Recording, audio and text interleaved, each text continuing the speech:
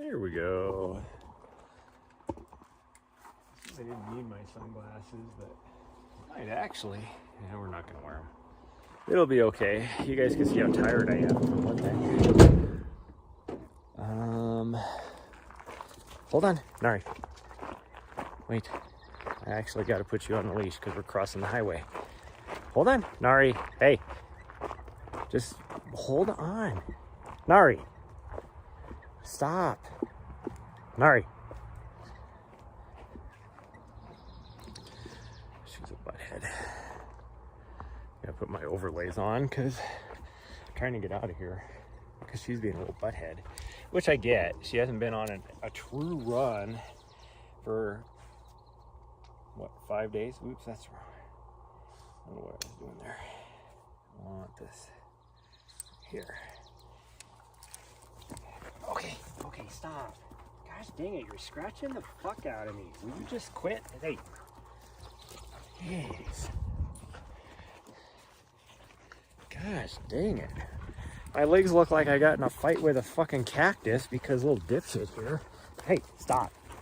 Stop.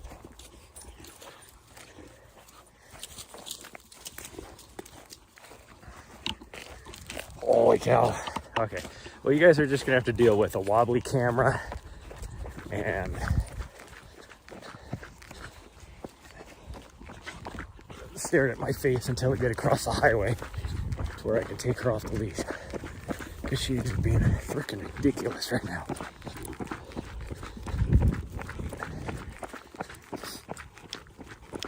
And this is going to be an easy run, a very easy run, because I have 123 miles on my legs. So this is just more of a, my legs actually feel good. But this is going to be just like a recovery run. Come on. There's no traffic, so let's get across the highway. Oh, now she's running fine. She's got to get it out of her system, I guess. Little weirdo.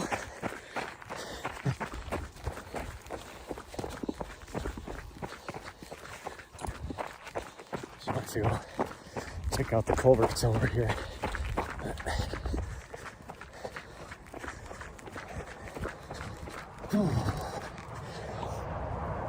Okay, no, hold on. Hold on. Hey, stop. Here.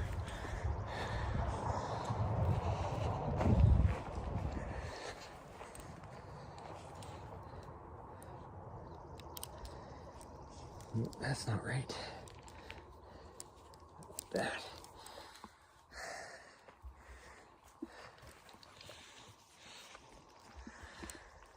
Oh, man. Okay. Hi, everybody.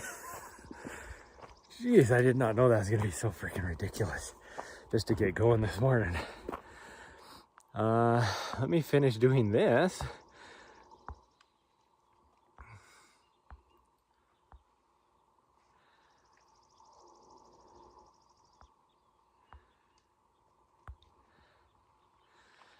And I'm not going to, let me see what I have for, yeah, we're not wearing those shoes, so I'm not going to put the shoe on there. But yeah, hello everybody. I mean, I get it that she's so crazy. Says she's been pretty much not doing anything, been all cooped up.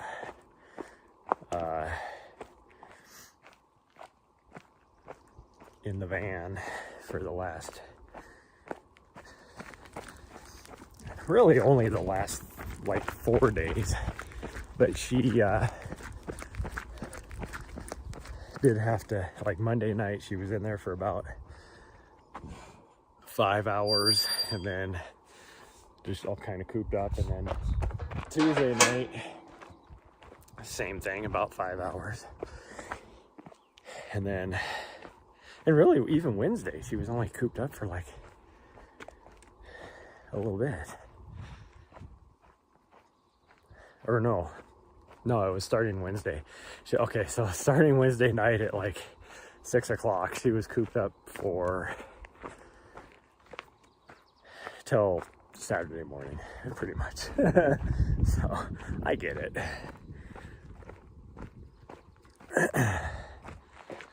Oh, but it was a successful stream. We had lots of people tuned in. I'm going to change camera views.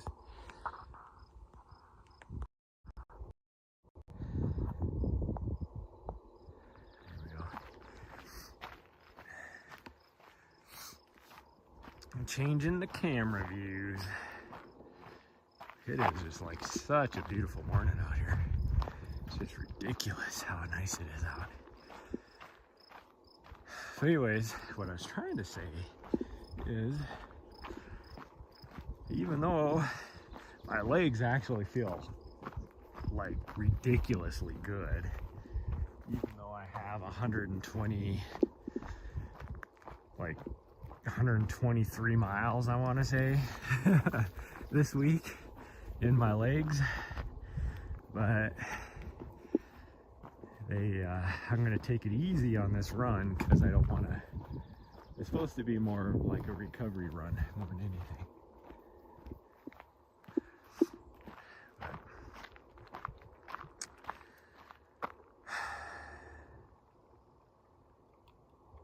They updated something on here.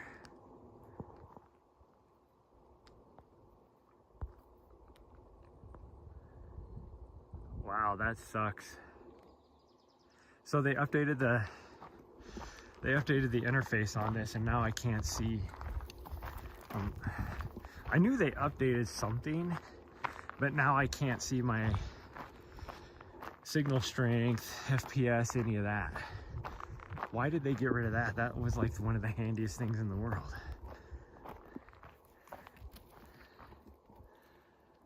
Is there like a...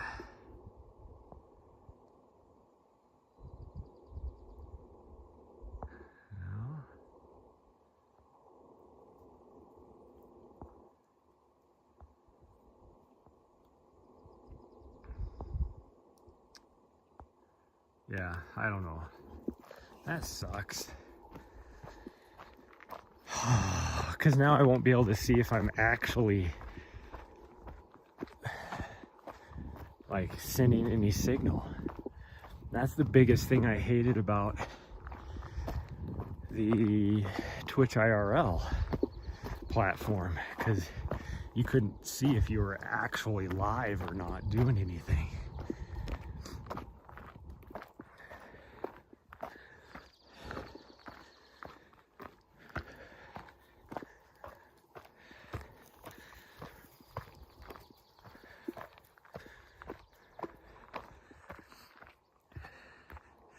My guess is there's going to be a lot of complaints about that, and they're going to put it back on.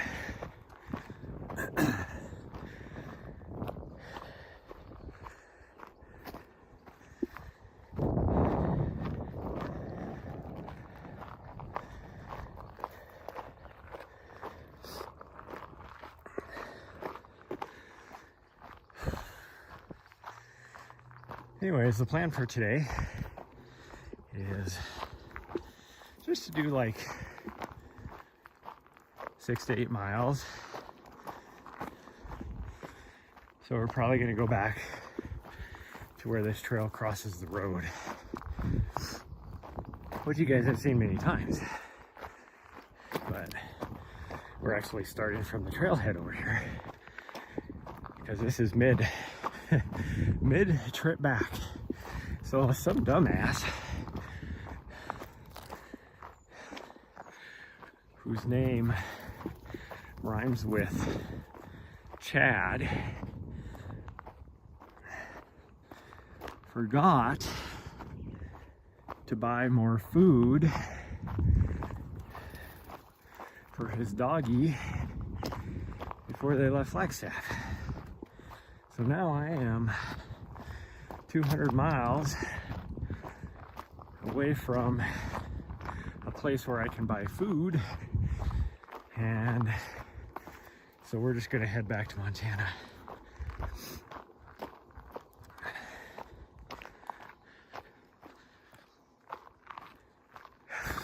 Because I can be there tonight. she actually doesn't even have enough food for today, but she doesn't eat a lot while we're traveling. So she'll have enough for breakfast. Look at all this energy she has. She'll have enough for breakfast. And then when we get back to Montana, she still has a huge bin of food there. So the funny thing is, I brought enough food that we should have been able to last a month. But she has just been demolishing food. And I mean, she is still growing, but man.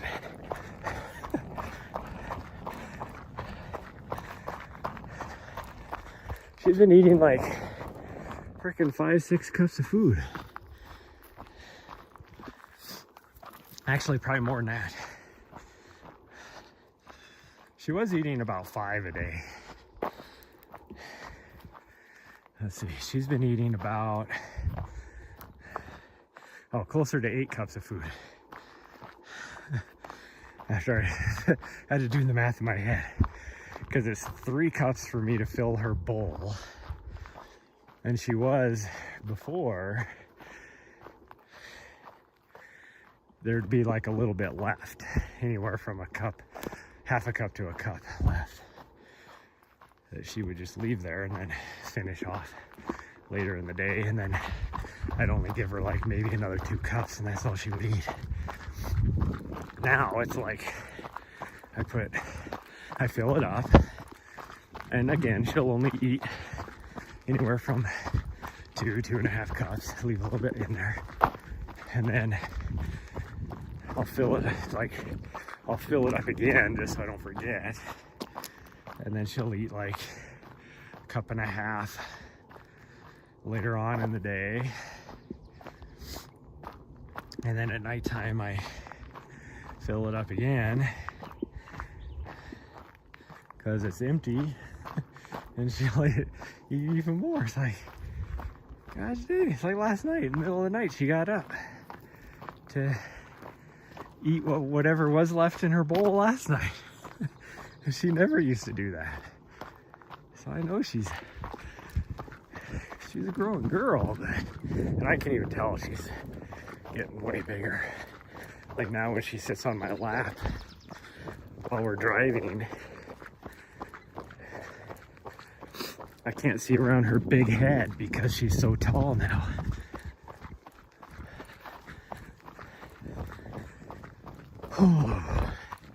And she's getting to be heavy enough that she's not gonna like it, but she's not gonna be able to sit on my lap for much longer because it puts so much pressure on my legs that my feet will swell.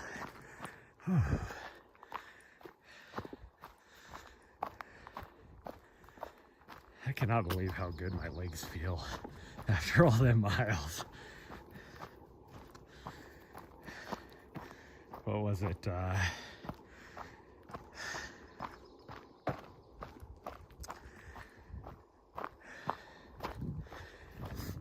Like Friday night? Yeah, Friday night my legs were hurting. But then yesterday morning, like when I woke up, my calf muscles and my legs were just so stiff and sore. Not sore, like sore from like tight muscles.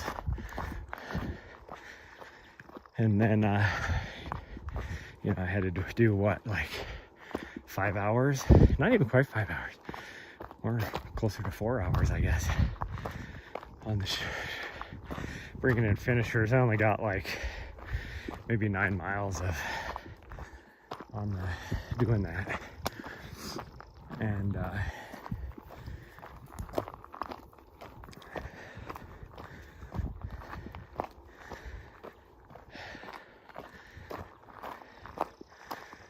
I think that really helped loosen up my legs.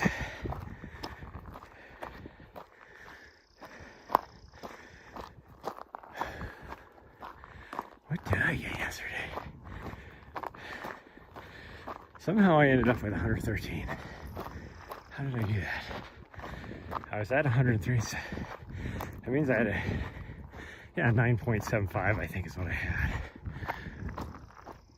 Maybe, I don't know. Whatever it was, I ended up with 113 total for just the live stream.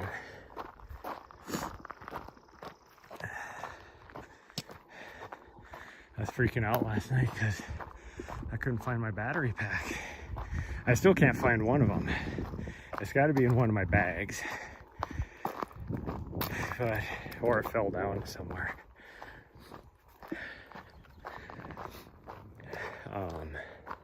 But I couldn't find my battery pack with my extra cable. And I'm like, gosh dang it, did I leave it at the frickin' finish line? Because I was just, you know, I had the privilege of running the DFLs in, which I was timing it actually, so one of the other guys could do that, because I end up doing it every year, it seems like. So I wanted to make sure somebody else had a chance. And so when we're calculating out how many finishers were left, I was going to take the second to the last, and then Spider Pena could take the last guy, because he's a really good live stream photographer, or live stream videographer, I guess you should say. He's a good run cam.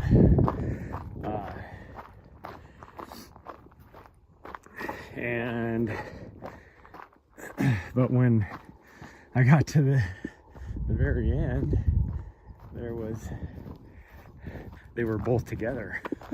So then I ended up taking a roll. Nari, no, we're not going that way. We're going straight.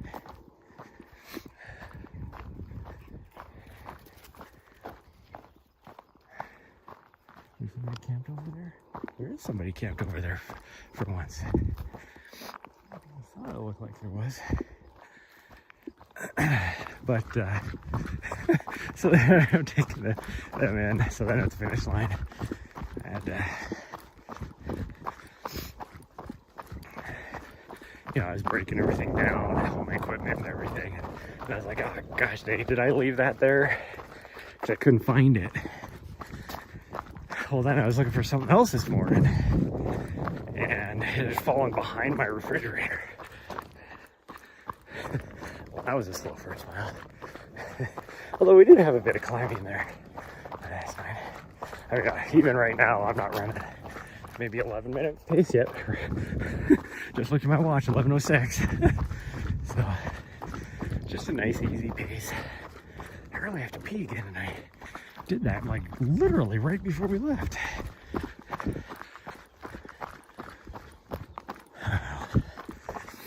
Maybe I'll see if there's this. I think there's a seasonal spring over here somewhere.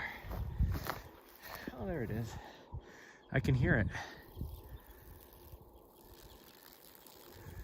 Seasonal spring. She's running around over there, having fun.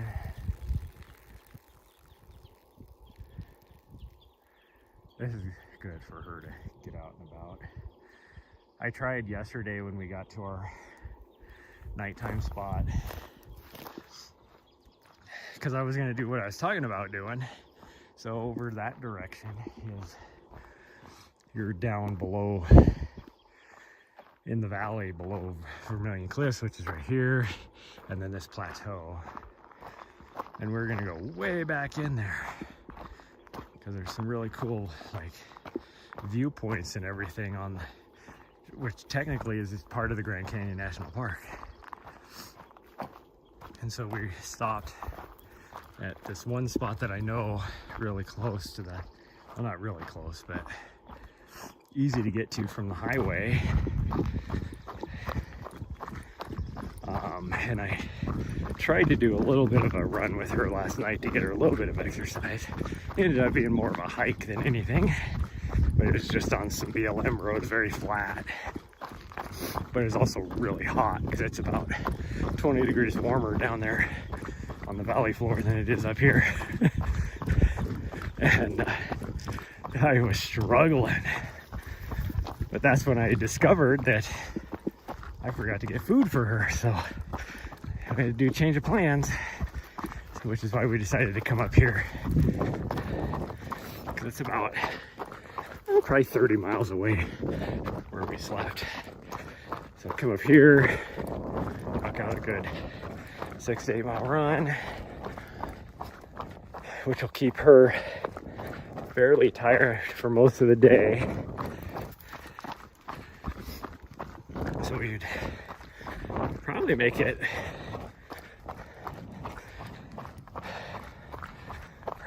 it easy into lower Idaho before she starts to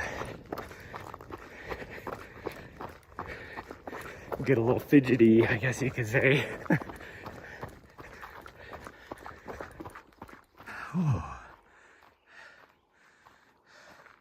6:42. Hey, welcome to the stream. We're just out here knocking out a nice little easy recovery run.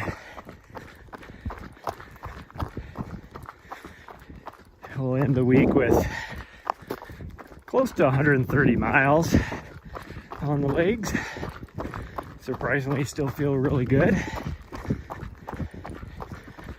I haven't done over 100 miles since my UTMB training block back in probably August.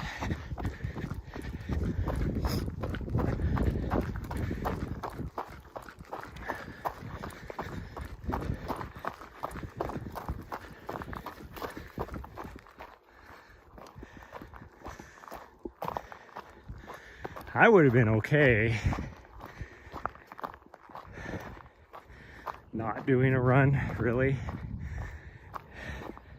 I mean, I'm glad I am, because I'd be super stiff if I didn't do a nice little recovery run today, since we got about a 12-hour drive today.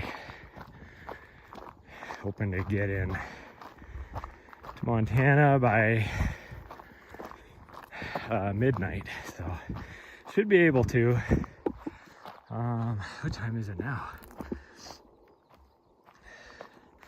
8:40. Yeah, we'll probably be closer to, oh no, it's gonna be about midnight. So need that image ability because you know how it works. So I'm using a gimbal, a fairly expensive, it's like the newest DJI gimbal, and then the settings that you use on your phone is I make sure to put it at 30 frames per second, and then you don't want to go any more than 720p, because if you get any more than that, then you can really start seeing the screen vibration and stuff. And I mean, for like Twitch, you can't really stream more than that anyways, and for YouTube, if you're out in like a remote place like I am now, it's really hard to push. I could push 6 if I was just doing YouTube, because I'm multicasting right now to YouTube and Twitch. And if I do just YouTube, I could do 1080p with 60 frames per second, and it would look okay. Just because I've been doing it for so long, even though I have a gimbal, I also know how to run really good, so I don't have a lot of jumbling with my running while I'm holding on to the gimbal. Oh wow, there's nobody here. There's like nobody out here this weekend. It's kind of crazy because it's such a nice weekend. Usually this place gets packed. You use 720, so the 30 frames helps with the shake. So yeah, the 30 FPS will help. but having a really nice gimbal with good stability technology in the gimbal helps a lot too. That's why I really like this DJI. Yep, I hold it.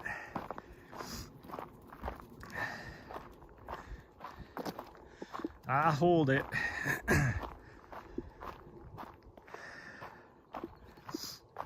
Yeah, if you try and wear like a helmet mount or a like a chest mount or something like that, then, because I'm just using my iPhone to live stream. But if you're going to do like a helmet mount or a chest mount or something, then you would have to use like a GoPro or an Osmo Action that has internal stability as well. But then you have to have a completely different setup, and it's a lot heavier. Like, I'd have to have a backpack just to carry everything I need to connect the action cameras to whatever modem device I would be using to transmit.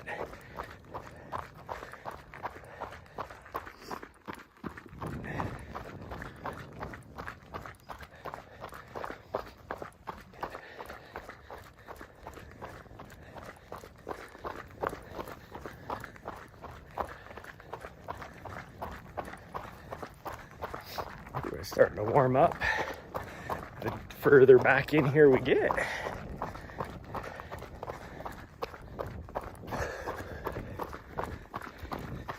Wonder if anybody's got our really nice camp spot that we had last time we were out here.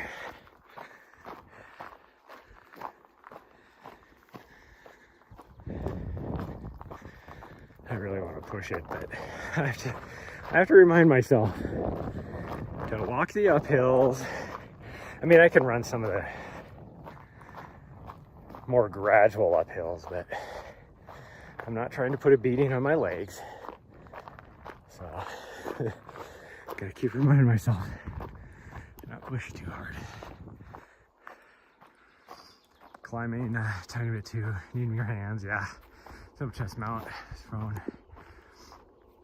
I'm trying to make some kind of gimbal that would work.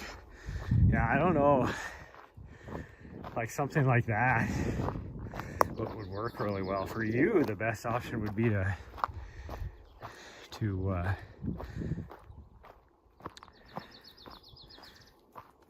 get like a GoPro 10 or up, and figuring out there's a way that you can use the actual SMTP type of server to connect a video feed to your phone in order to do it.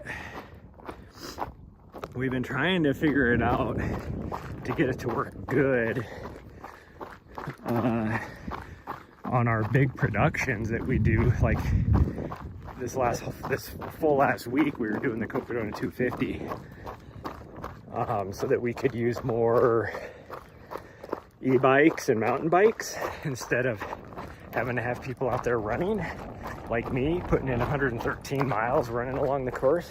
Oh, somebody did get our camp spot. Nice. That's a nice camp spot.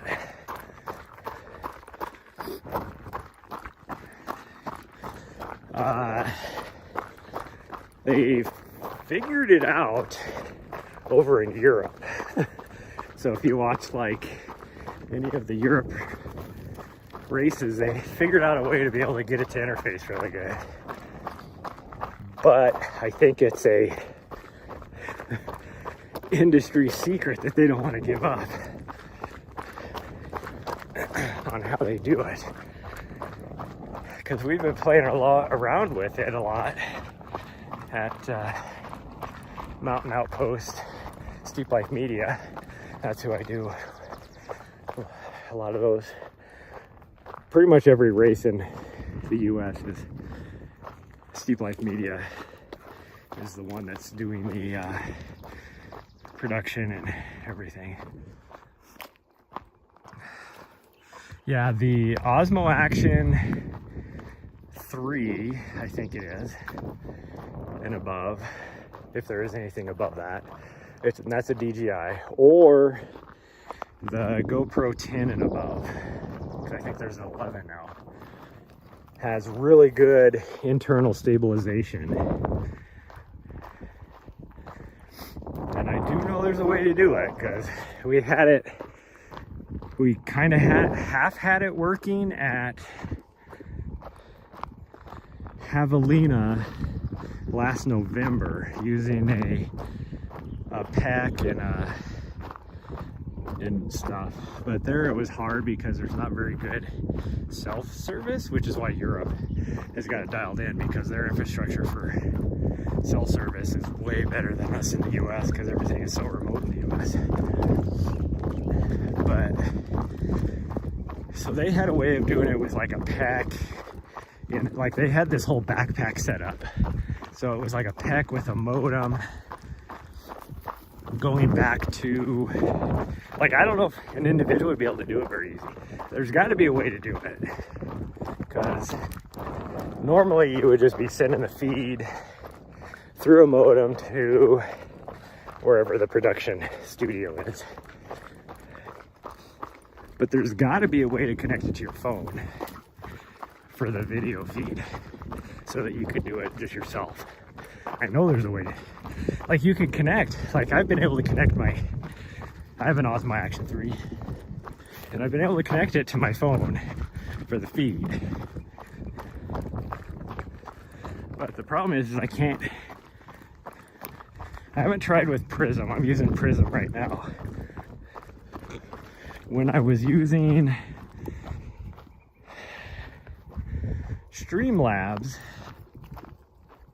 it didn't want to connect. Like, I couldn't get the actual feed to connect.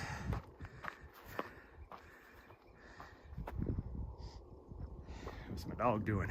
What that dog doing? Oh, you're in Sweden? Nice. You're thinking lightweight? Yeah. I know there's a way to do it, because you guys in Europe have, or at least the people that are doing the live streams, have got it dialed in. Well, he uses a backpack too. There's a guy named Wyver that does IRL, like geocaching Twitch streams, and he has a backpack set up. I don't know how heavy it is, but he has like a patented backpack set up with like a GoPro or some sort of camera like that he just wears on his shoulder strap of his backpack. But he's out there, like, he'll use his e-bike going geocaching or driving to different geocaches and then hopping out and walking, hiking, all that kind of stuff. You're a programmer too, but don't know much about video compression. Oh, Wyver. I'm telling you, this guy has it dialed in, and he's a programmer, and he has his own app called Stream Buddy that he uses, which I really need to start using, because it's really good for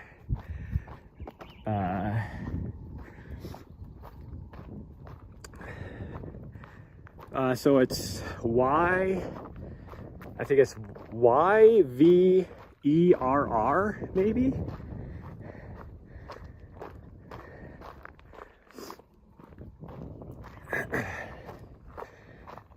He is, I think, Dutch. He's from somewhere over there. Like, he just spent this last week, he did a big geocache stream, like 5 days straight, doing a big loop around Flanders in Belgium. I'm pretty sure he's Dutch. But I was looking at the nice thing about his Stream Buddy thing that he created is, like, if I go off, not necessarily offline, but if I lose signal, it'll auto put up like videos or clips or whatever, so your stream doesn't drop completely. And then once you get a signal feed coming back in, then it goes right back to the live video feed again. It is such a like smart thing.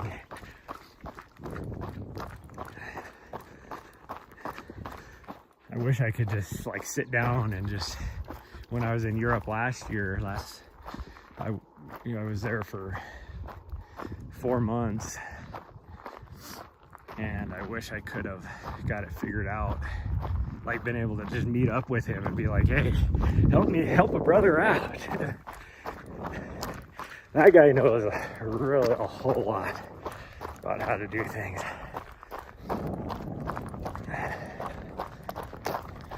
Me, even though I do this pretty much every day,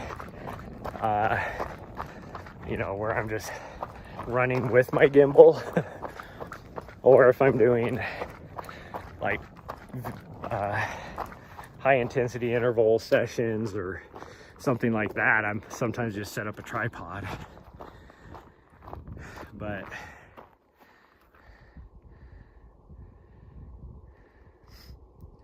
everybody seems to be touched, yeah.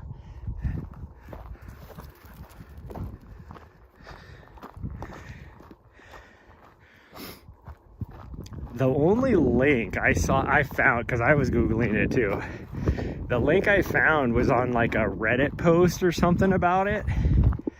And then you can actually get, like in there, it sends you to the actual like Stream Buddy thing. Like the app or whatever you want to call it.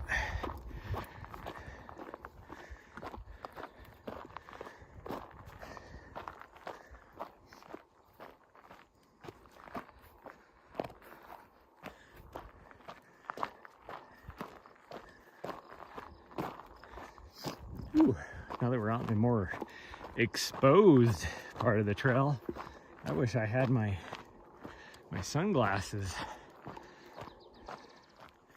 I don't think we're gonna quite get 8 miles, because this trail is only gonna go for another little bit. Well, I mean, this trail goes for 780 miles, I think, from one end to the other.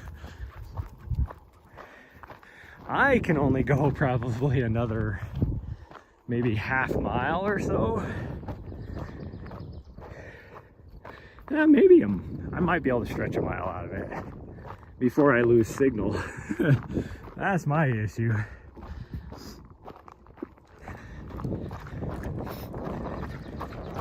I need to do at least 6. If I can get like a 10K in, then my dog will be good for the day.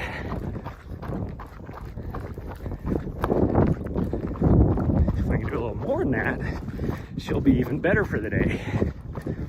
Because typically we do anywhere from 10 to 15K in the morning, and then we'll do another like 5K at night to get her all ready for bed. But I won't be able to do that today because it's going to be almost midnight by the time we get back to Montana, because we are currently in northern Arizona. Grand Canyon National Park is about 35 miles behind me.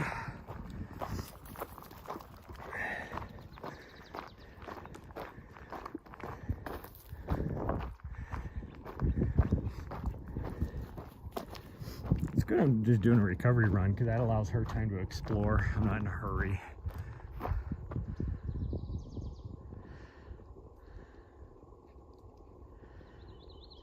So there's a video behind if I lose connection. Yeah. Yep. That's the big thing I really like about that. I like hearing, like, he uses it and it's awesome. Like when you're watching him, because he will occasionally hit like a dead zone when he's out doing geocaching, and yeah, it just immediately goes into one of his, you know, preloaded videos from some of his other geocaching tracks. It's funny because everybody on the stream, because he'll have, you know, 60 to 100 people watching him at any given moment. And so it'll switch to his little preloaded videos, and it'll get like halfway into him figuring out some geocache puzzle, and then it'll switch back to live, and everybody's like, no! We need to know how it ends.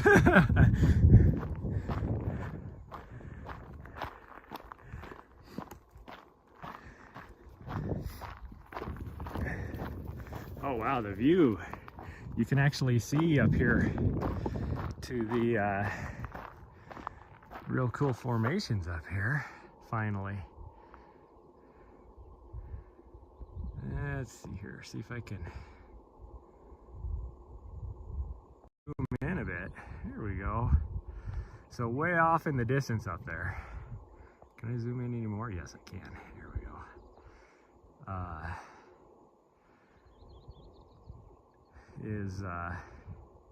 So you got Grand Escalante National Park or National Monument way up right.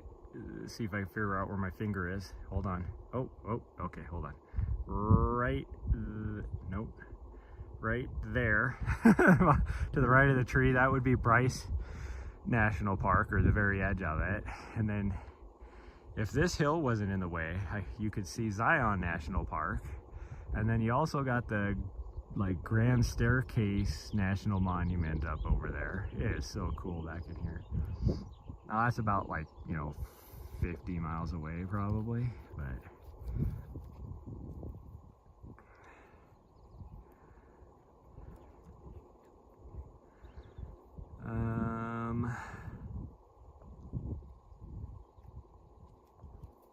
yeah, I don't see it.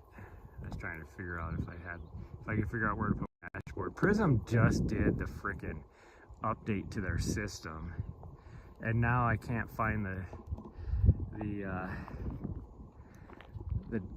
dashboard that has my connection. There's my doggie. She is, I think, 5 months old today. Today's her 5-month-old birthday. This could be Sweden.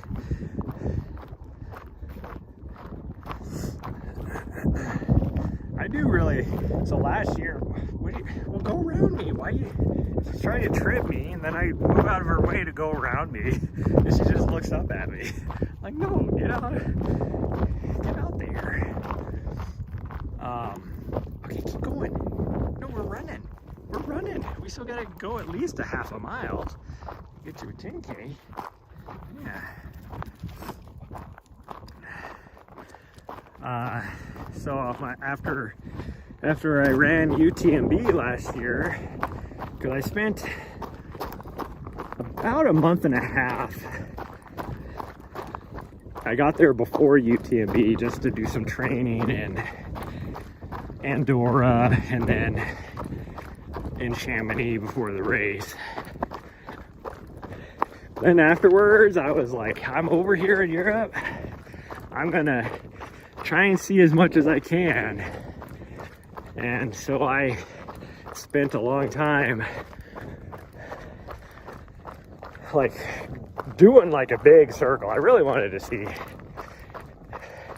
Well, I mean, I saw, like, when I first got there, I was in Portugal, and then I went to Spain, then to Andorra, then to France.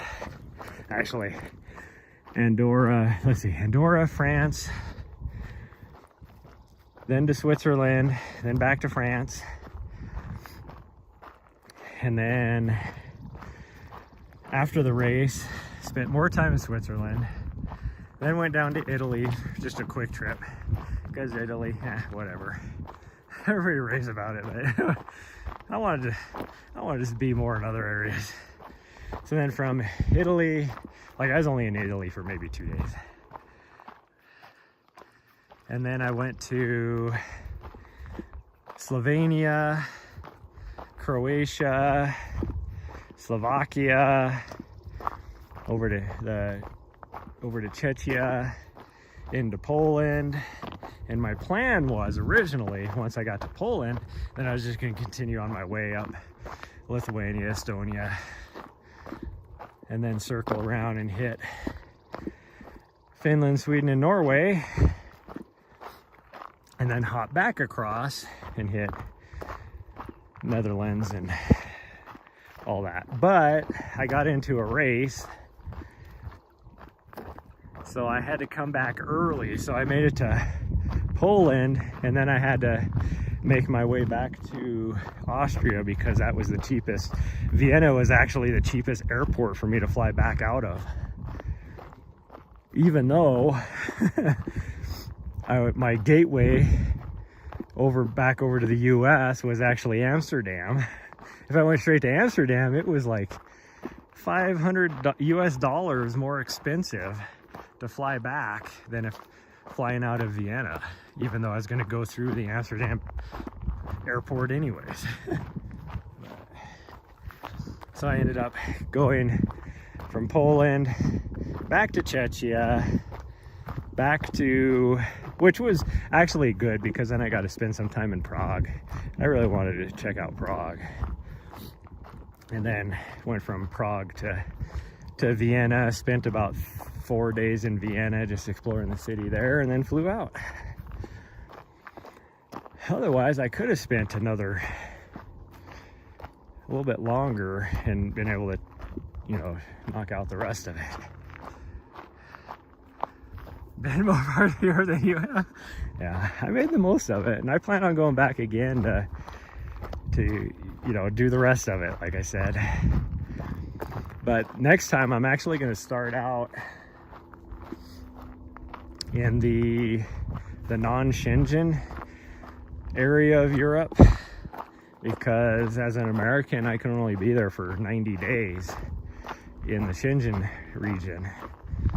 So I'm going to hit the other one, because the last trip I did that, I went in and out of Schengen, and then you're like trying to watch my dog for a little bit. You're trying to you know, you're having to go through like some major like customs ports and stuff, where if I just stay in the Schengen, then every now and then I just have to check in with my passport, but that's about it. Although now they're implementing, even for the US people, that new visa system. I don't remember what it's called. They're supposed to implement this year, but I think they delayed it one more year. I don't remember. But I'm definitely, well, for one, I will be back in Chamonix for UTMB probably next year. Whether I'm actually racing or just going back as a video producer, but we'll see. Okay, we need to go. So I can't go further down the trail because I will lose signal. Ooh, the flies are starting to come out. So we're gonna go this way. It snowed up here 3 days ago, by the way. Just you wouldn't know it now, but it did. It snowed again. That's why there's water on the road up here that she found, which is good.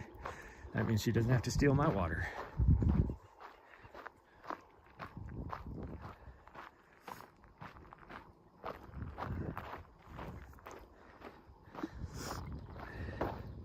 But there is portions, like I never made it to Greece, I never made it to the Balkans area, you know, like I really want to hit that whole area in Romania as well. And then, gosh dang, these flies are crazy here. It must be because that water's right there. And then again, like I said, hit Lithuania and Estonia and all those countries.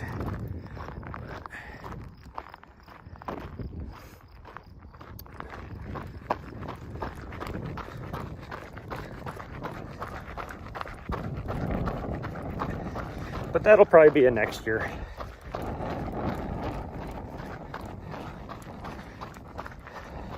Oh, and I really want to hit, I don't remember what the name of the mountains are, but it's on the border, southern border of Poland and Slovakia. There's a mountain range right there that I went by on the train. I was like, I didn't even know this thing existed. And then I started, like I Googled it. And it's like a hidden gem for like hikers and mountain climbers and stuff in Europe. And I really want to explore that.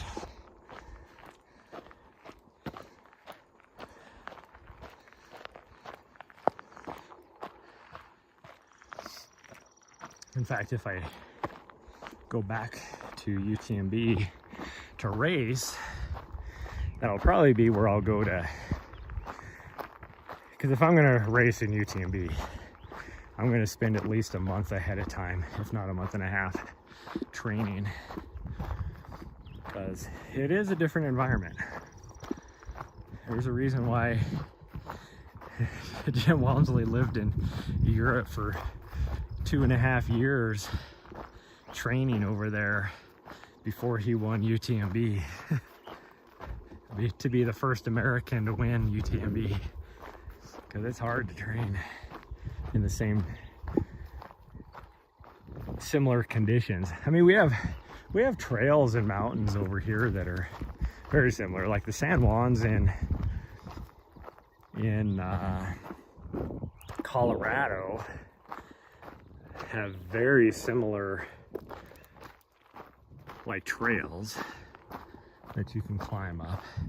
And then in Montana we have quite a bit of, like, our actual geology of our trails and everything is even more similar, but like some of the vertical gains and stuff you're gonna get are not as conducive as, like, say, Colorado. So you can train. I mean, there's no reason why you can't train, but plus it gives me a excuse to not be to get over to Europe, I guess, and just run in the mountains. Can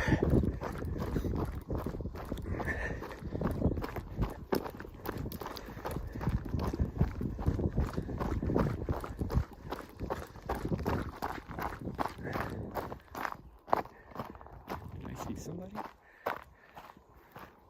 No.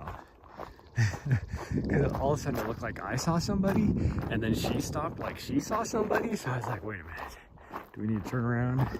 Actually, we just hit the turnaround point anyway, so I think we are going to turn around, and we're just going to do a 10K, because if I get too much deeper down this way, I'm going to lose reception as well. Okay, Nari, we're coming, because this dead ends to a campsite over here anyways, and I can't tell if anybody's camping there, and I don't want to just roll in and be like, hey, Nari, come on, we're going back. Come on, we're going back. We're going back, come on. Here she comes. Sprint mode activated. Ooh.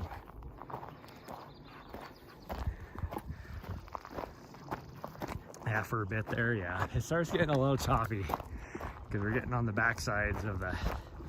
There's only one cell tower up here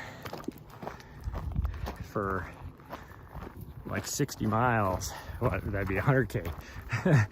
For 100K, since you're from Europe. In fact, I should just start using metric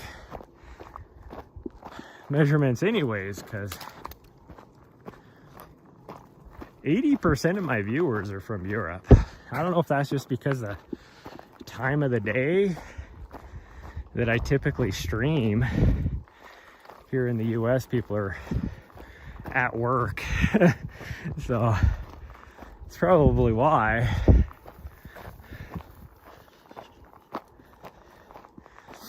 So I should just start using metric anyways. I want to be better. Mileage wise, I'm really good for conversions between kilometers and miles, just because most races are in kilometers, other than the 100-mile race or the Slash race that I helped with the big live stream production for the week. Was 250 miles. I can't even tell you what that is in kilometers. Well, I know 100 miles is like, what, 170-ish kilometers? 160 something, I think. 163 maybe?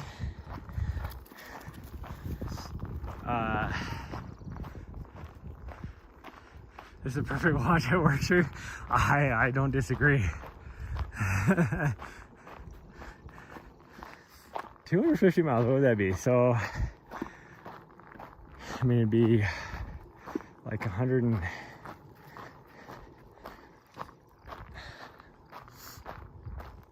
Okay, we can do this. So, if you watch me a lot, you know that me trying to think and run at the same time isn't good, so that's why I'm walking right now, trying to do math in my head. 24, so it'd be 400, and then 50 miles is, what, about 80? 75? Would it be 75 kilometers? Yeah, it'd be about 75, so would I say 475 kilometers roughly?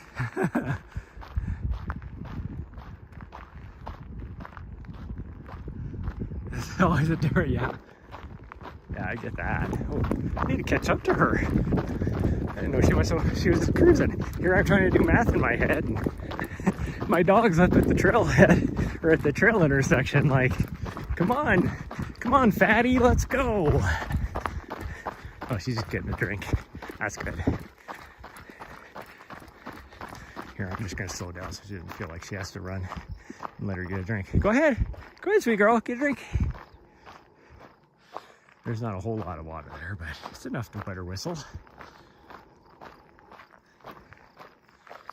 Ooh, it is starting to get warm out here, though.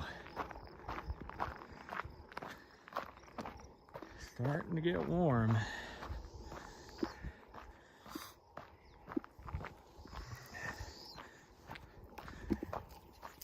Y'all done? You ready to go? Finish up this last, what would it be? 2 and... Oh, I said I was going to use 4 kilometers. She really wants to go down this way, which it is a fun trail. It's probably one of my favorite sections, but I don't get signal. Like, I literally go a quarter of a mile this way and there is 0 signal. Nari, come here. Quarter mile, 400 meters that way. We're going this way. We're going back on the trail, not the road. Who wants to take a road when you can take a single track? Nice little single track trail. Yeah.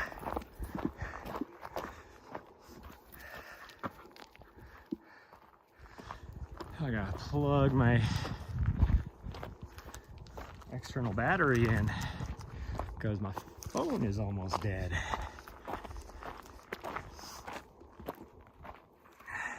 That's weird. I've only been streaming for an hour and it was 100%. I don't know what that's about, but there we go. Which we can't even take that road back anyways. That road goes back to, let's see, it would be about,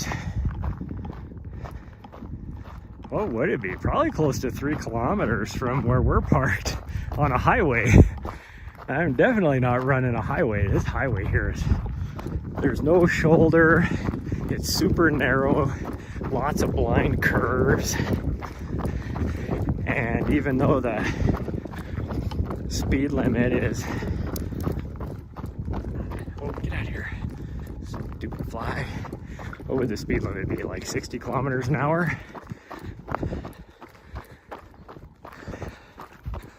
Even though it's that, people will drive 100 kilometers an hour on it, or more.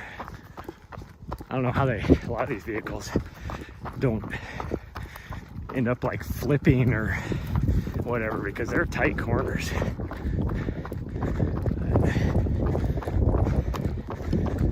Oh, okay, well, pretty much the whole way back now is uphill. So we're gonna be working a little bit.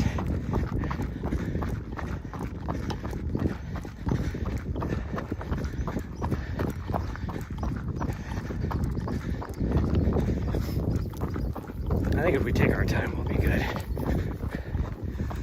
Time-wise, it is 9:18 in the morning. I need to be out of here by 10.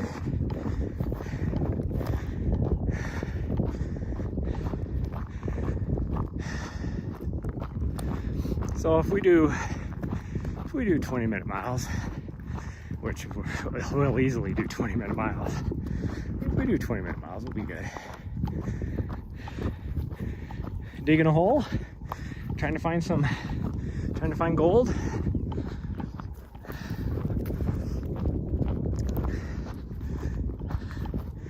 Or digging for truffles. There's no truffles out here though. I swear she'd be a good truffle dog though. The only problem is she would eat the truffles. She'd like dig them up and eat them.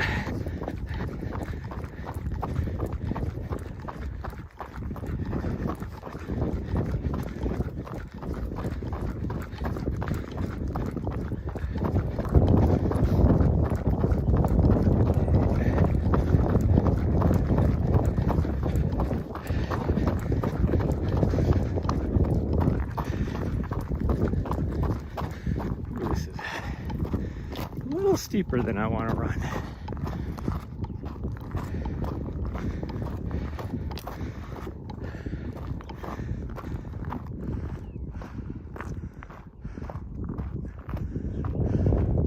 Nine-hour time difference? Yeah, it is.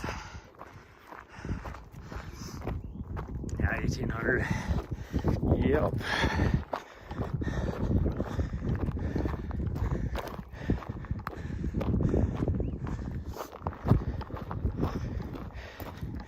Normally, it's an 8-hour time difference. But where I'm at right now doesn't, they don't practice like daylight savings or anything. So if I go literally 30 miles now to behind me to the north, it would only be an 8-hour time difference. That's why I was saying I need to be out of here by 10, because where I'm going, it's actually 11 in the morning. And I have about a 12-hour drive. So because I'll have to stop for gas 2 times. And so between that time, letting her go to the bathroom a couple times, total travel time will be about 13 hours today.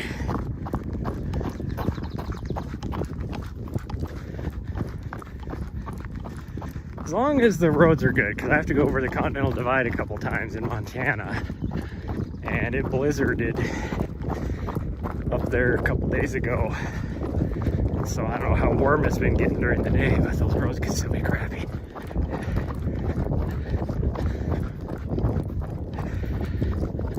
My guess is the roads will be fine, but you never know.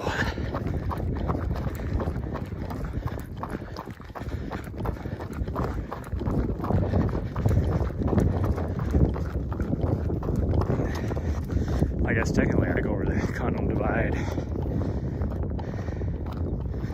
1, 2, 3 times.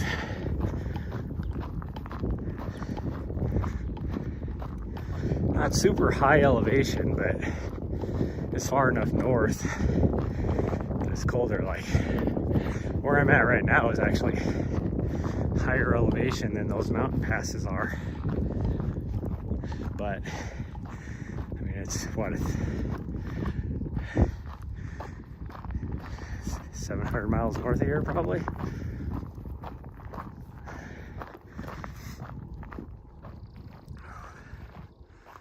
Sounds windy. It's not too bad. the direction of the breeze. So when I'm running, the direction of the breeze is coming straight at us. If I'm really quiet, I can hear it hitting the tops of the trees.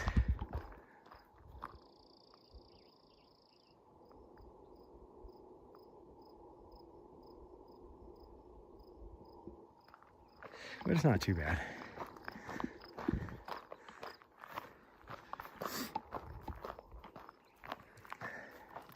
Okay, where's my dog go?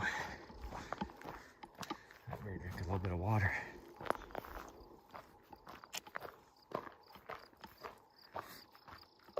Boy, this last week, helping out with the live stream, had to Google continental divide. Yeah, so the U.S. has three really two major mountain ranges, but you could add a third one in there with the Pacific or the coastal ranges on the Pacific coast. But the Rocky Mountains and the Appalachian Mountains. And so the Rocky Mountains, the Continental Divide, they call it the Continental Divide because the watershed either goes to the Atlantic Ocean or the Pacific Ocean. And there's actually a third Continental Divide as well, or a second Continental Divide, I guess I should say. A second Continental Divide. So everything on the east of the Continental Divide goes to the Atlantic Ocean, whether that's through the Gulf of Mexico or wherever. Well, I guess it would, from here it would always be the Gulf of Mexico. Everything, and then you have the Appalachian Mountains, which puts it straight. I mean, Gulf of Mexico is still part of the Atlantic Ocean. And then on the west side, everything goes to the Pacific Ocean. Well, oh, you had ads? Oh, sorry. A little known fact though, there's a triple point, what they call a triple point up in Montana in Glacier National Park. And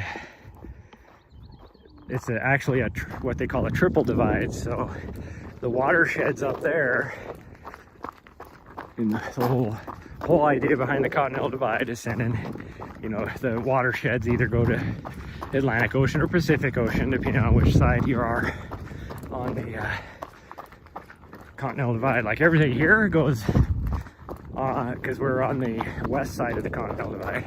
The Continental Divide down here in the southern U.S. is in New Mexico. So everything here in Arizona goes to the Pacific Ocean. Montana is split. So it goes either to everything on the west side goes to the Pacific Ocean, everything on the east side goes to the Atlantic Ocean via the Gulf of Mexico, unless you're above the second Continental Divide, which is why there's a triple point where there's some watersheds that will actually go to the Arctic Ocean. And it's the only point in the US where that's the case. Now, you get over like in North Dakota and maybe parts of Minnesota, and there will also be, like, there's that Continental Divide that sends stuff to the Arctic Ocean, but Montana is the only place that has all three.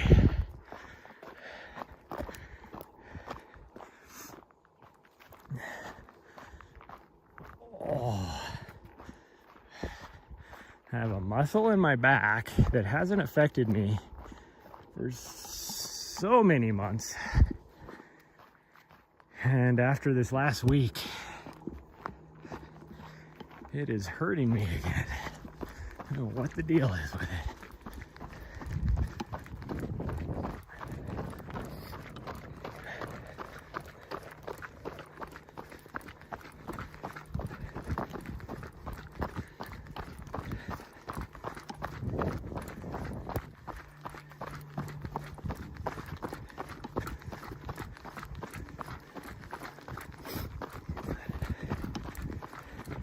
Essentially, the Continental Divide is like typically assumed to be the highest points in the US, which isn't necessarily the case because some of the volcanoes and points in the Sierra Nevadas are higher. But it's basically just the big center ridge in the US going along the spine of the Rocky Mountains, dividing the watersheds.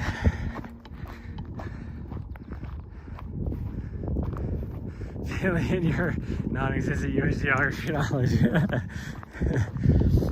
I know, surprisingly, a lot about world geography.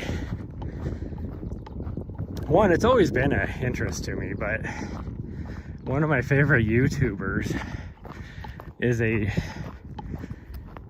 like a geology professor at a university that just during the pandemic, since he couldn't teach classes, just started doing stuff on YouTube to be able to teach people. And because he doesn't care, he thinks everybody should have knowledge. You don't have to be like an actual, registered student at his university. He don't care. I mean, the university pays for him, but so I've been watching him for like 4 years and just learned so much, mostly about the geology of the Pacific Northwest here in the US, but a lot of other stuff as well. But back when I was in college and everything, in high school or secondary school, whatever the Europeans call it,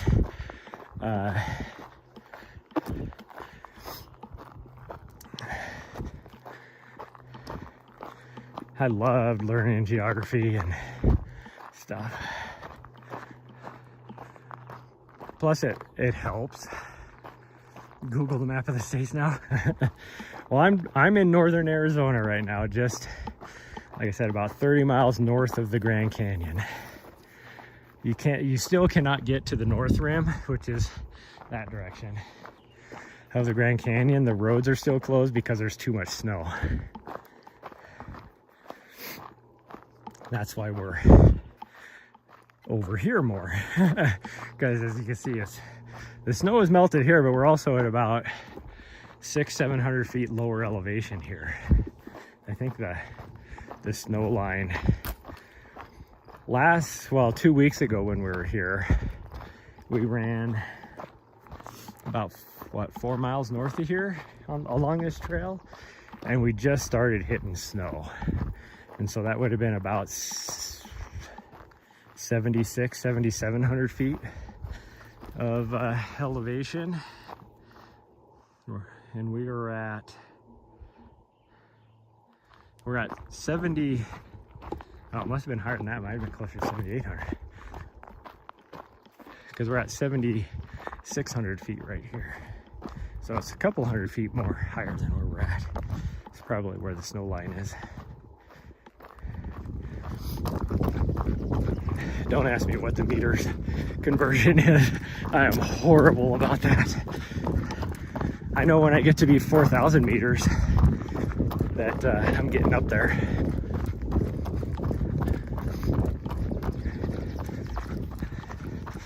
I have no idea what 8,000 feet would be. Like 30, what would that be?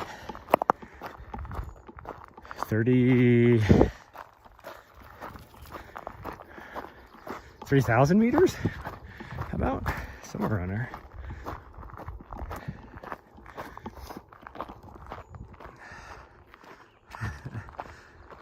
All learning is fun. I know, I agree. If I could be like, just go to, just go back to college and be a full-time university student for the rest of my life, I would. That'd be so much fun, but I just love learning, but I don't have the time. I still have, because I was in the military here in the US, And part of that I know this is sometimes a very foreign concept, how expensive getting a degree is in the US. But one of the benefits of being in the military is you get to go to college for free. And even though I have a degree, I actually have 1.5 degrees, I really want to just finish up my other degree, which is physics. But I have enough benefits that I could easily go back and get another degree, like from start to finish. I'd actually probably have enough to get 2. So I could finish up my physics degree and then go back and get something else too. University studies are free in Sweden, so you can do remote ones anytime if you can't go to your physics. Yeah, see, that's awesome.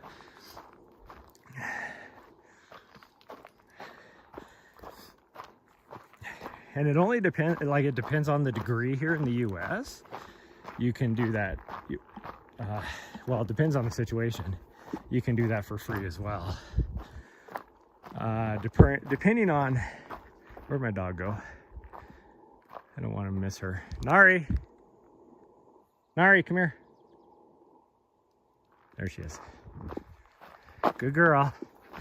Good girl. Because if I go past her and she doesn't see that, she'll hit the trail and then just go a direction trying to find me. And sometimes she picks the opposite direction. So I don't want her to miss me. My first degree is actually international business management.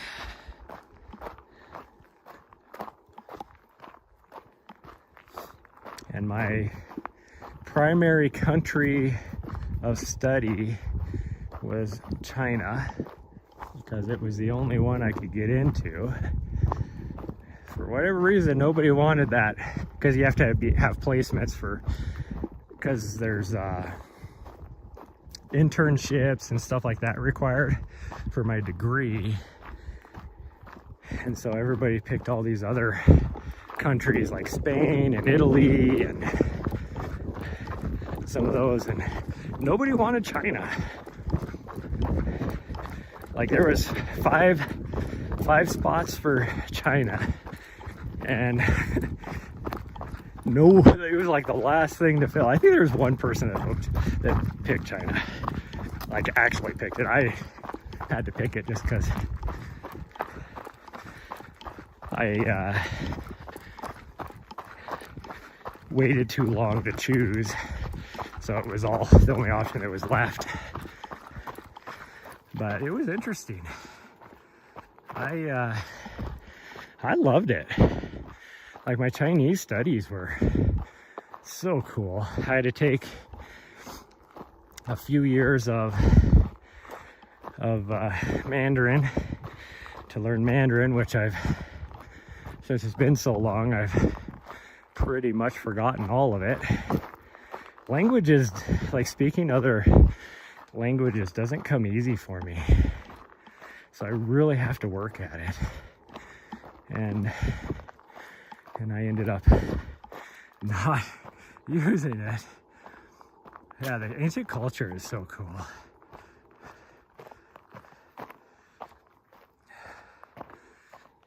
Yeah, I still know a little bit of Mandarin. Like I can introduce myself, Wo Zha Shan. Basic things like that, but actual conversational Mandarin, I don't remember a lot. Like it would probably come back,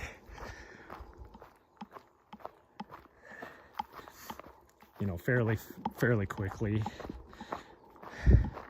Like what would have been a few Japanese courses.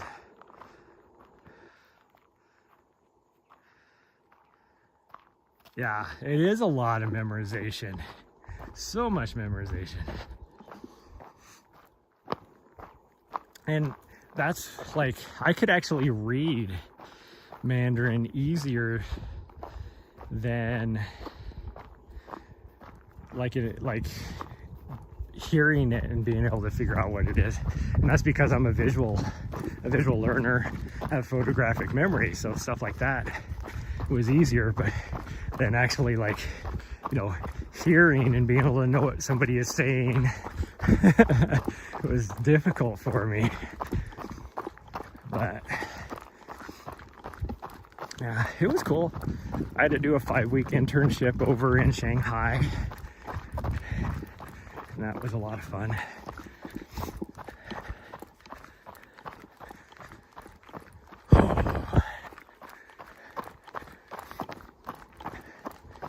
I'd love to be able to just learn more languages, but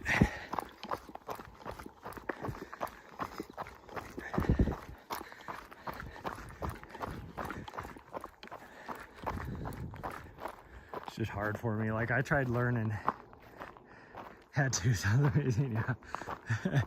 I tried learning because we have, I mean, especially here in the Southwest US, there's a lot of Spanish-speaking people. So I tried to learn Spanish. Well, and then at the same time, I was getting ready to, and Mexican Spanish is a little bit different than like Spain Spanish. But generally, you can understand. But I was going to be spending some time in Spain, so I was trying to learn European Spanish.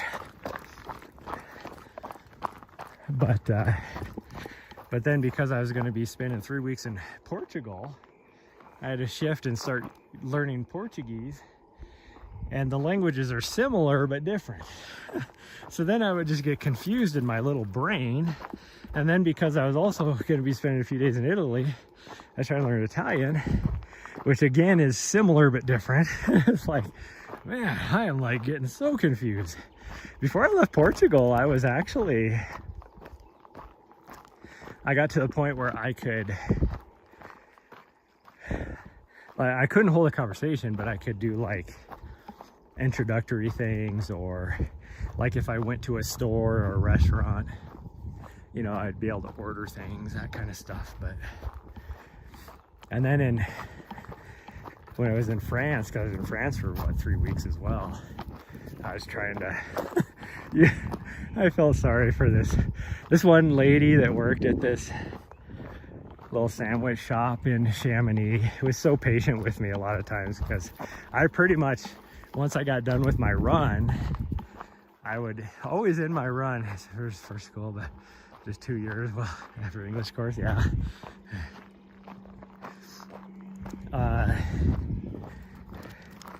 At the end of all my training runs, I always ended in Chamonix so I could go over to that shop and just, because they had like 15 different like sandwich specialties. And so I tried to order one of each just to figure out what my favorite one was, because they actually weren't too bad. It was a freaking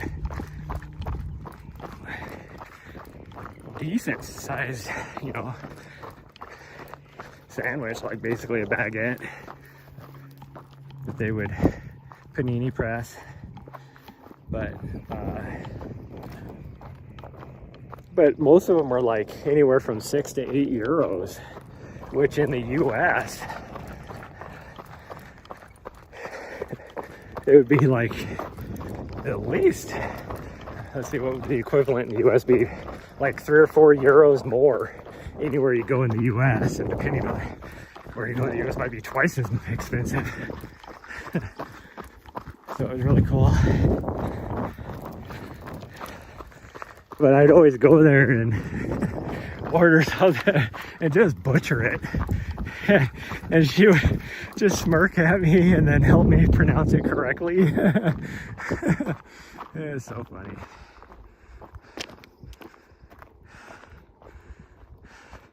So there's so many similarities, yeah. Well, it's like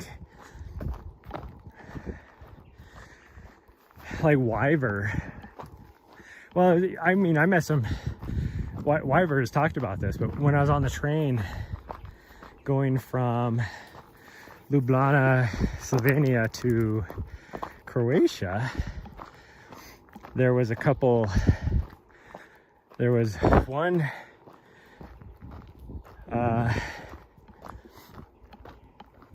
where was he from? I don't remember if he was Dutch or Belgium or what. Must have been Dutch. Does that sound right? I don't remember.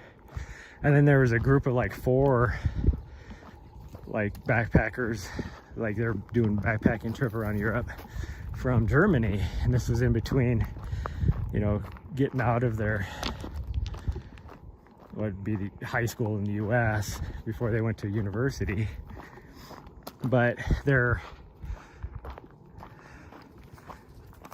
yeah, it must not have been Dutch then. He must have been like Belgium or something. But the languages were so similar that the guy from like Belgium or wherever he was from could understand the people from Germany.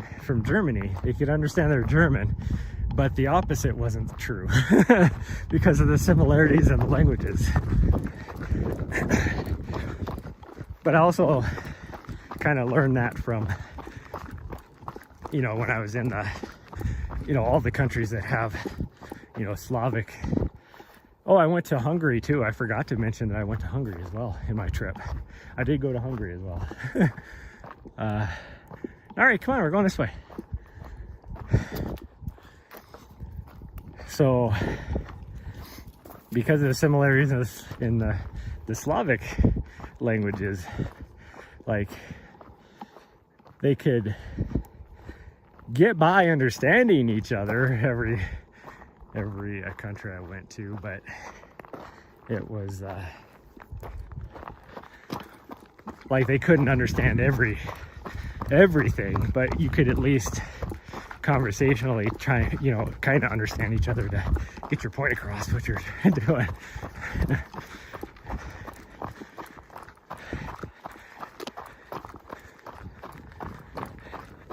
I kind of, for me, the way the different Slavic countries were over there, like between Slovenia and Hungary, Slovakia, all that, the similarities in the Slavic languages is what I look at between like US English, like Great Britain English, and Australian English. Like, we can understand each other to a point, but each language has its own uniqueness for certain like words that sometimes you may not fully understand, but you can kind of get the gist of it.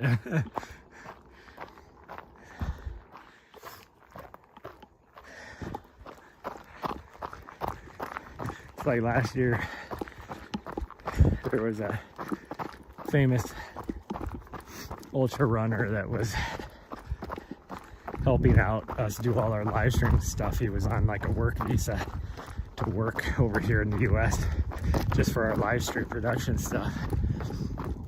And I would have conversations with him, and I would still only get like, you know, like 80% of just what he was saying, just because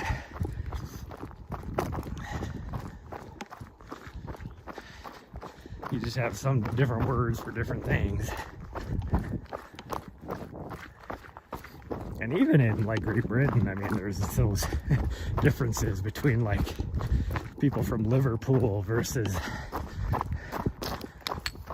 you know, some of the other areas, you know, or like Scotland, you know, Scottish can be incredibly difficult to understand a lot of times, especially for somebody from the US.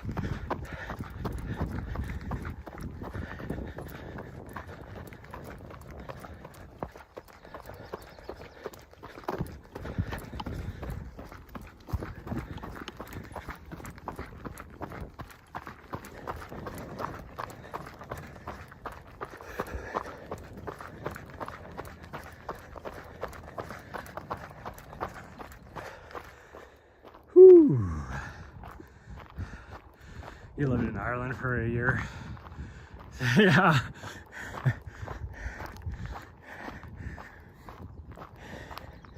Now the odd part, here's the odd thing. So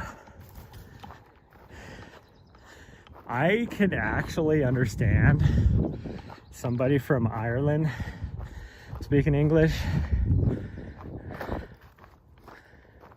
easier than somebody from Scotland or Australia a lot of times.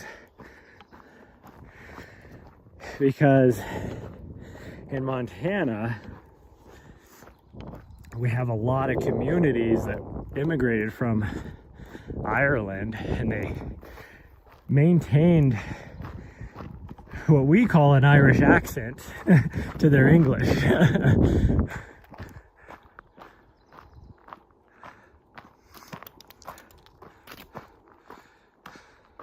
Barf bag, hey! I see you made it to the YouTube side of the house. Got that in Sweden too, accents, but also words that don't exist in other places. Yeah, I know. Trying to tell me there was a course in the we say cars took a few tries.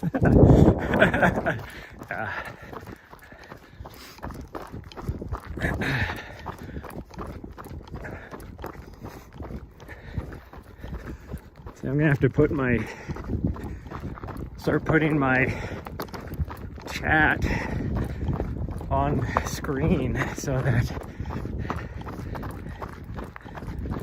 now people know I'm talking on both YouTube and the Twitch side.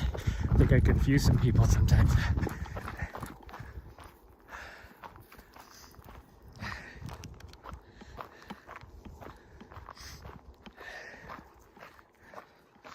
Well, Barfag, there's the little butthead who's getting quite grown up now, since you haven't seen her for so long. Well, we're getting close. How much time do I got?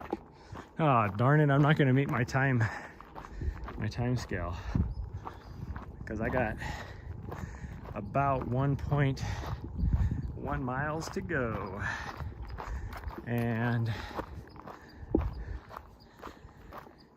10 minutes to be on the road. I don't know how you're gonna get back in 10 minutes. This is a recovery run for me. Yeah, I could easily run this in 10 minutes and get back in time, but I don't want to push myself that hard because my body needs time to recover after 130 miles of running.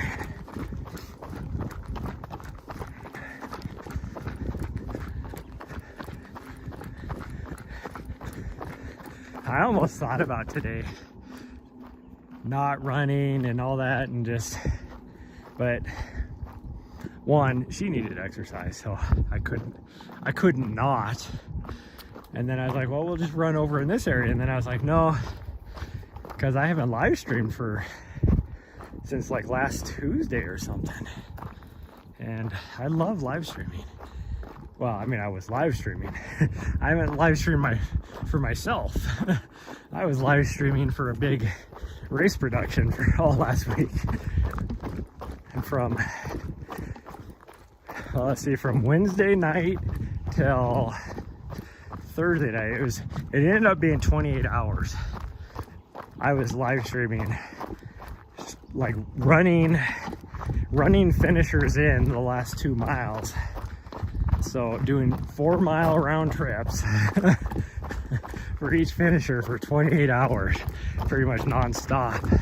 I had a few breaks in there where there's a little bit of a break where somebody wasn't coming in to where I could relax for like half hour, 45 minutes, but I went straight for 28 hours.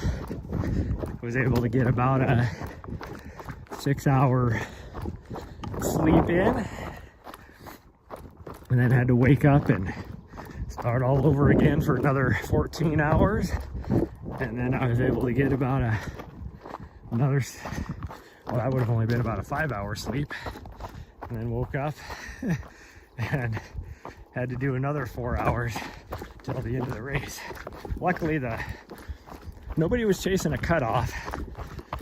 The last person coming in was about 45 minutes ahead of the end of the cutoff for the end of the race. So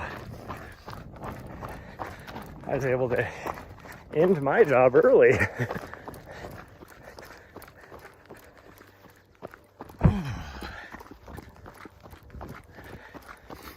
Okay, well there's the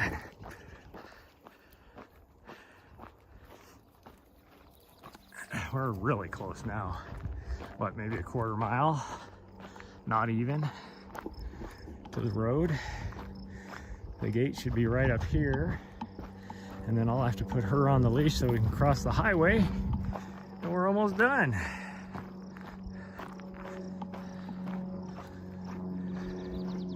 She sees something. What does she see? A bird? We ran into a big old, I don't know, what do you call it? What do you call a big group of turkeys? A flock of turkeys? A gaggle of turkeys? Herd of turkeys? I don't know. I don't know what you call it. But we ran into a bunch of them one day, just wandering through. And she looked at them. I mean, she's a bird dog, so she knew they were birds, but she couldn't. Nari, hey, slow down. I gotta put you on the leash. She couldn't figure out what they were or what to do. Like, Nari, hey, Nari, get back here. Get back here. The highway's right there, you weirdo.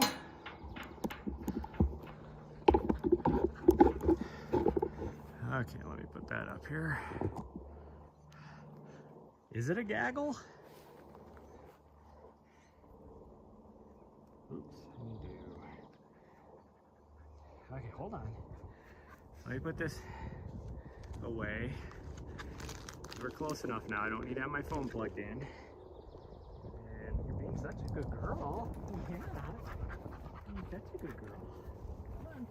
That's not being a good girl. There you go. Good enough.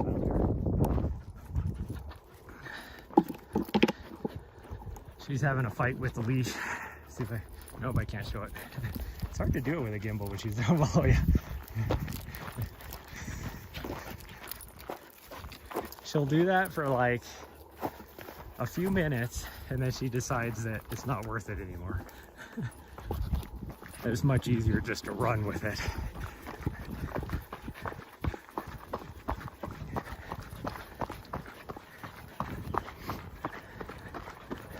I think she thinks that she's walking me instead. Come on. I know what your deal is. Stop. Hey, let go. Nope, let go. You're gonna injure yourself. Stop. Hey, drop it. Thank you. She jumped up and like grabbed it way high.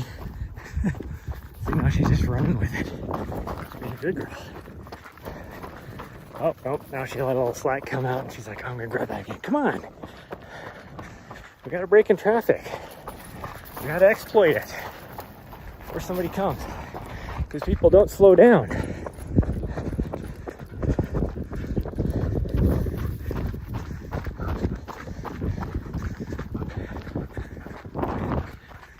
Oh, somebody else showed up.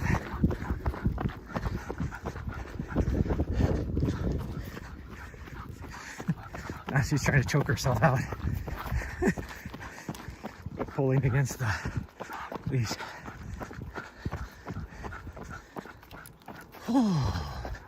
There's a van.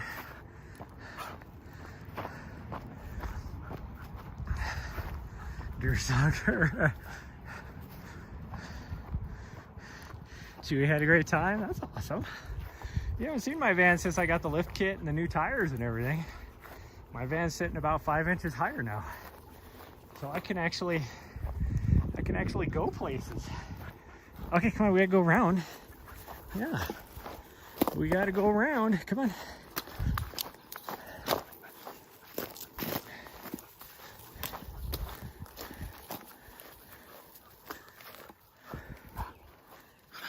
Well, quit choking yourself.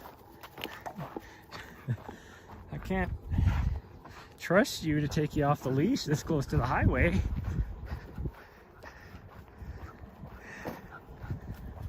Have you got the All the results back and everything on Chewy?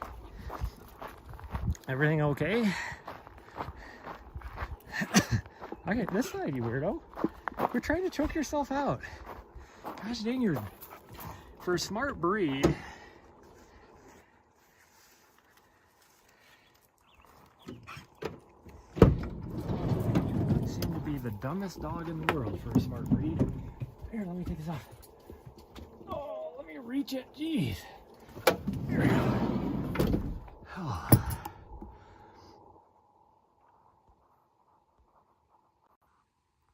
There we go. Okay. Oh. There we go.